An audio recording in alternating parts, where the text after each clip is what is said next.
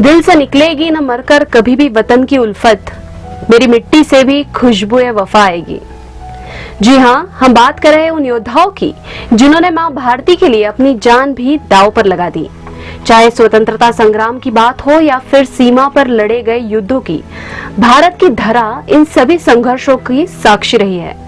लेकिन कोरोना काल खंड में एक अलग ही तरह की जंग लड़ी गई।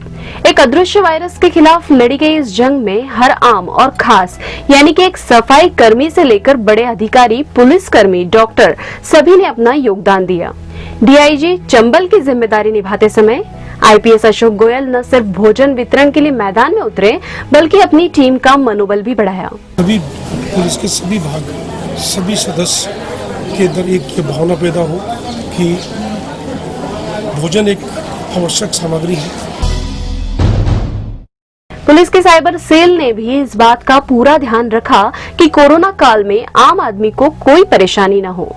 कोरोना काल में जो साइबर सेल की इंदौर इकाई है, इसके समस्त अधिकारी कर्मचारी लगातार सतत सक्रिय रहे हैं। न सिर्फ हमने फील्ड ड्यूटी करी है, बल्कि कोरोना काल में जो भी साइबर क्राइम की शिकायतें आई हैं उनको सोशल मीडिया के माध्यम से लेने का प्रयास किया है और साथ ही ज़्यादा से ज़्यादा जो विक्टिम्स थे उनको रिलीफ पहुंचाने के लिए भी हमारे समस्त अधिकारी कर्मचारी प्रयासरत रहे हैं। मैं अपनी ओर से स्वाधीनता दिवस की सभी इंदौर के नागरिकों को बधाई देता हूं, शुभकामनाएं देता हूं। धन्यवाद। जय हिंद। कोरोना संक्रमण का शिकार हुए थाना प्रभारी संतोष यादव कहते हैं कि परिवार के सहयोग के बिना कोई भी जंग न तो लड़ी जा सकती है और न ही जीती जा सकती है। जहाँ तक मेरी बात है तो मैं 9 अप्रैल को मैंने कोरोना टेस्ट कराया था और 15 अप्रैल को मेरी कोरोना पॉजिटिव रिपोर्ट आई थी। इस रूप से कहीं ना कहीं चिंता का विषय तो रहता है, लेकिन चूँकि मैं कैराना में पोस्टेड हूँ, इसलिए मैं कहीं ना कहीं ये मेरी साइकोलॉजी थी कि आने वाले समय यदि इंदौर में संक्रमण फैलता है तो कैराना भी संक्रमित हो सकता है, और यदि कैराना में संक्रमण फैलेगा तो मैं भी संक्रमित हो सकता हूँ। मेरे इस संघर्ष में मेरा जो परिवार है, मेरी वाइफ, मेरे बच्चों ने भी मुझे हमेशा अप्रिशिएट किया, हमेशा ही मुझे मेरा मोरल बनाए रखा। तो इसके लिए मैं अपने परिवार और अपने जो हमारे शुभचिंतक हैं उनके भी लगातार संपर्क में रहा। मैं सभी के द्वारा मुझे लगातार ढाला समझाया गया और मुझे मेरा मनोबल हाई रखा गया। कंटेनमेंट इलाकों में काम करना डराता था, लेकिन हमने हार नहीं मानी। कोविड-19 डिजीज के पेशेंट्स आने शुरू हुए थे, तभी से आयुष विभाग मध्य प्रदेश और गवर्नमेंट अष्टांग आयुर्वेदिक कॉलेज के निर्देशन में हमने संचमनी वटी, त्रिकटु चूर्ण और अणु तेल का पूरे कंटेनमेंट एरिया में हमने वितरण किया। हालांकि वितरण करते समय हम पीपीई किट पहन करके और पूरे मास्क वगैरह, ग्लव्स वगैरह का प्रयोग करते थे, लेकिन फिर भी कहीं न कहीं एक डर बना रहता था, क्योंकि घर आकर के फिर अच्छे से नहाना, बाहरी कपड़े खोल करके और बाहरी नहाना और सैनिटाइजर का बार बार प्रयोग करते रहना, तो ये काफी मुश्किल वक्त था उस समय।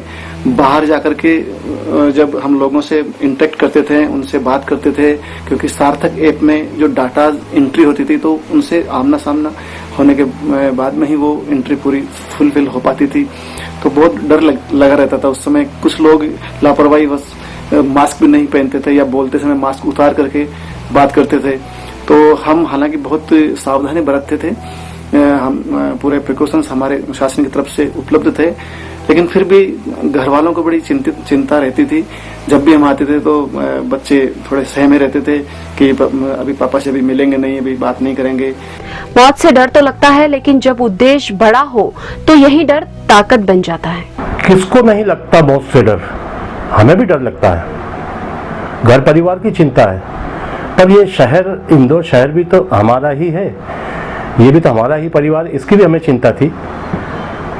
शुरू में हमारे को घर परिवार ने भी हमारा आत्मविश्वास बढ़ाया और अच्छे कार्य के लिए प्रेरित किया। हम लोगों ने हमारी नगर निगम की टीम द्वारा चाहे सफाई का कार्य हो, सैनिटाइजेशन का कार्य हो, राशन वितरण का कार्य हो, सब्जी वितरण का कार्य हो, घर घर तक पहुंचाया। शुरू में मुश्किल जरूर था, पर अब लोगों में भी इसके प्रति अवेयरनेस आई है, उनको भी अपना अच्छा और बुरा समझ में आने लगा है। पीपीई किट कोरोना से सुरक्षा तो प्रदान करती है, लेकिन इसे पहनकर लंबे समय तक काम करना काफी मुश्किल भरा होता है।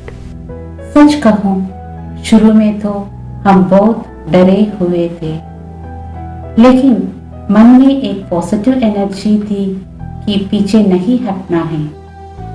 ये सफर आसान नहीं था, पर पूरे विश्वास और दृढ़ संकल्प के साथ हम मरीज की सेवा में लगे गए। इसमें सबसे बड़ा चैलेंज पीपीई किट पहनकर 8 घंटे लगातार काम करना था। पीपीई किट पहनकर काफी डिस्कम्फर्ट होना पड़ा, घबराहट, पसीना में तर रहना, सांस लेने में तकलीफ, रैशेस, इचिंग और सबसे बड़ी बात, इस गर्मी में प्यासी रहना, पर्सनल नीड्स फुलफिल ना कर पाना, डिहाइड्रेशन होना और ऐसी कई समस्याओं के साथ हम अपने हॉस्पिटल के उद्देश्य केयर विद लव को ध्यान में रखकर आगे बढ़ते गए। जब लोग कोरोना से डर रहे थे, तब हमने मरीजों की सेवा की और साफ सफाई का ध्यान रखा। जो कि हमने 4 महीने तक कोरोना पेशेंटों को उस समय अमेरा जब लोग डर रहे थे, जिससे कि हमने एमवाई से लेके तो MRTV और MTH से हमारे 30 जनों का ग्रुप था। इसमें हमारे कर्मचारियों ने जितने भी हम नाबाद आबूद हुए और हमने अच्छे से ड्यूटी करी और सबकी सेवा का दिल जीत के आए। थोड़ा सा हमें भी, मेरे को एक हल्का सा बुखार आया, जिससे कि मेरे अधिकारियों ने जानकारी दी। फिर मेरे को उन्होंने वहाँ जांच करी तो मैं पॉजिटिव ठहराया गया, जिससे कि मैं 15 दिन तक MRTV में पूरा पूर्ण रूप से इलाज हुआ मेरा अच्छे से। वहाँ के डॉक्टर से लेके तो ड्यूटी डॉक्टर, नर्स वगैरह जिन्होंने भी कर्मचारी छोटे से बड़े तक, उन्होंने मेरी बहुत देख करी और बहुत अच्छे से, और मेरे अधिकारियों ने भी पल पल पे वो खबर लेते थे फोनों पे। मीडिया भी इस लड़ाई में पीछे नहीं रहा। फेक न्यूज के दौर में भारत के बहुभाषी पोर्टल वेब दुनिया ने भी महामारी से जुड़ी सही और सटीक जानकारियां अपने पाठकों तक पहुंचाई। साथ ही कोरोना योद्धाओं की प्रेरक और दिल को छू लेने वाली कहानियों को लोगों ने खुले दिल से सराहा। बात जब देश की हो तो हर बड़े से बड़ा बलिदान भी बहुत छोटा हो जाता है और छोटे से छोटा योगदान भी बहुत बड़ा होता है। मनोज मुंशीर की पंक्तियां इस दौर में काफी मौजूद है। तेरी मिट्टी में मिल जावा, गुल बनके मैं खिल जावा, इतनी सी है दिल की आरज़ू। तो दोस्तों, ध्यान से देखिए और महसूस कीजिए, कोरोना से जंग में जान गंवाने वाले योद्धा फूलों की शक्ल में आपको अपने आसपास मुस्कुराते हुए नजर आ जाएंगे। और आपसे गुजारिश है, सोशल डिस्टेंसिंग का पालन करें, मास्क लगाएं, कोरोना को हराएं। जय हिंद, जय भारत।